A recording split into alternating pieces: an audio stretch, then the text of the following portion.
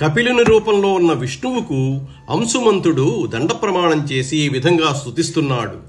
మతి సిక్కబట్టి సమాధి గౌరవమున వ్రాలియు తనకు అవ్వల విలుంగు నినుగానడు ఒకనాడు నిన్నిరుంగునే బ్రహ్మయజుని మనంబున నవయవముల బుద్ధి జన్మించిన భూరి జంతువులందు హీనులమైన మాకెరుగవశమే తమలోని నీవుండ తామెరుంగరు నిన్ను గుణములు చూతురు గుణములైన కానరు ఒకవేళ చీకటి కందురు ఆత్మలందు తెలియరు వెలుపల అమరు పొందులరయుదురు దేహదారులత్యంధులగుచు దేహదారులు అతి అంధులగుచు కడది నీ మాయనెన్నడు కడవలేక.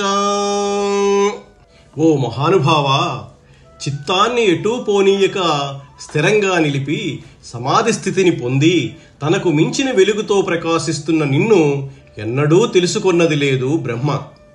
అయినప్పుడు విష్ణువు మహాభీష్టం ప్రకారము ఆయన అవయవాల నుండి బుద్ధి నుండి జన్మించిన జంతుకోటిలో హీనులమైన మాకు నిన్ను తెలియటం మా వలనవుతుందా?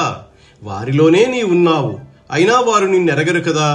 బాహ్యములైన ప్రకృతి గుణాలను బట్టి పోల్చుకుంటారు కానీ ఆ గుణాలు కల్పించిన మాయకు చిక్కి బాహ్యమునే చూతురు గాని తమ యందు అంతర్యామిగా ఉన్న నిన్ను తెలుసుకొనలేరు. అలా స్తుతిస్తూ గుర్రాన్ని విడువమని గాని తన తండ్రులు భస్మమైపోయిన విషయాన్ని గాని ప్రస్తావించకుండా నమస్కరించి నిలిచి ఉన్న అంశుమంతుని చూచి దయాసముద్రుడైన కపిల మహాముని ఈ విధంగా అన్నాడు. గుర్రము కొనిపో బుద్ధుల కుర్రడా మీ తాత యొద్దకున్ నీ తండ్రుల్ వెర్రులు నీరైరి అదెయి మిర్రున గంగా జలంబు మెలగా శుభమగున్. బుద్ధిమంతుడైన ఓ కుర్రవాడా, ఈ గుర్రాన్ని మీ తాత దగ్గరకు తీసుకునిపో. నీ తండ్రులు అవివేకులై చూడు బూడిదైపోయారు. ఆ దెబ్బ మీద గంగాజలం ప్రవహిస్తే అంతా శుభమవుతుంది సుమా అని కపిల మహర్షి అంశుమంతుడికి చెప్పాడు.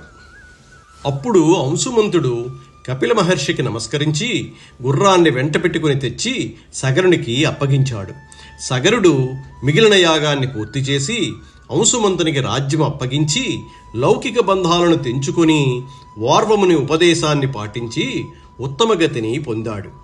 అటు పిమ్మట అంశుమంతుడు తండ్రులు బుగ్గైన చోటికి గంగానదిని తెప్పిస్తానని అడవికి వెళ్ళి తపస్సు సాగించలేక దిగులుతో దేహాన్ని చాలించాడు. అంశుమంతుని కొడుకైన దిలీపుడు భూమి మీదకి గంగను తెప్పించడానికి తపస్సు చేశాడు. కానీ దానిని తేలాక అతడు కూడా గతించాడు.